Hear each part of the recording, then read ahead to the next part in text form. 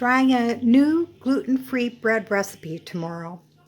So in preparation tonight I have 3/4 of a cup of millet and 1 cup of quinoa soaking in water overnight.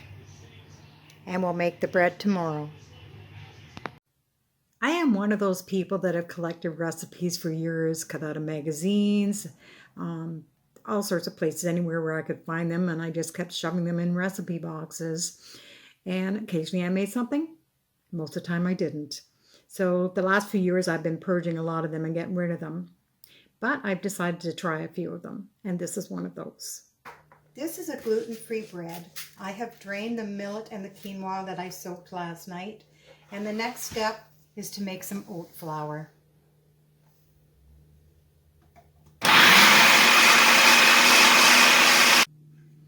The oven is preheating at 325 degrees. And I've made my oat flour. There's 3 cups in here, and I'll add this to the millet and the quinoa. I'll mix that up.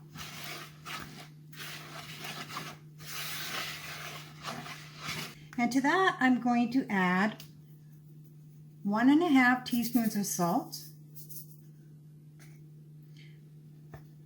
1/2 cup of sunflower seeds that I just spent 20 minutes looking for and I just bought yesterday.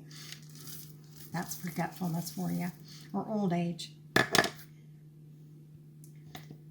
1/4 cup of flaxseed. And I did not get any pumpkin seeds yesterday. The town I went to where I usually get them, they didn't have them, and that's the only store I found that sells them there. So I'll have to pick some up later. So I have a mixture of chia seeds and sesame seeds in here. And that's 1/2 cup of those. And I'm going to mix all the dry ingredients up. I'm going to add 1 cup of water. And hopefully that's enough. And 1 tablespoon of honey.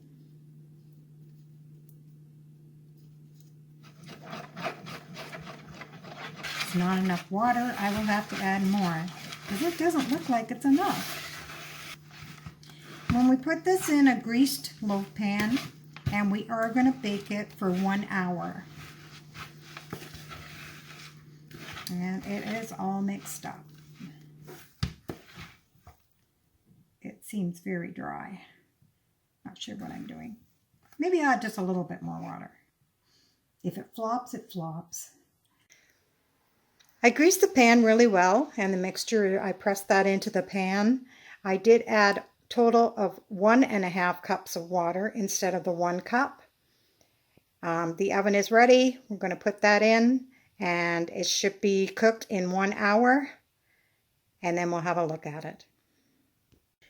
Just took the loaf out of the oven. It's been in there for 1 hour. It's brown around the edges. It's firm to the touch. The recipe says not to cut it till it cools for at least 3 hours. So the bread is cooled for a few hours. It is very solid and heavy.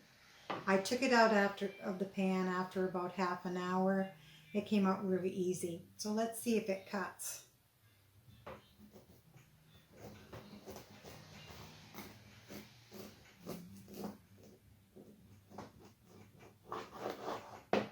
It does. Looks pretty good.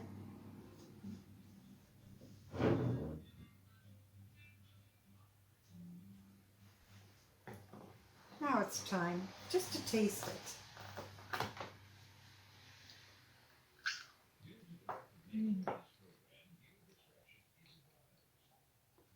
I really like that actually, but I like things with lots of seeds in it.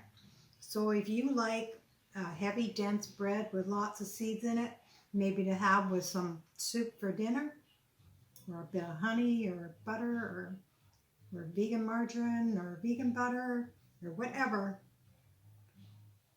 This is a good recipe. If you like this video, give it a thumbs up, subscribe to my channel, share with your friends, and we'll see you next time.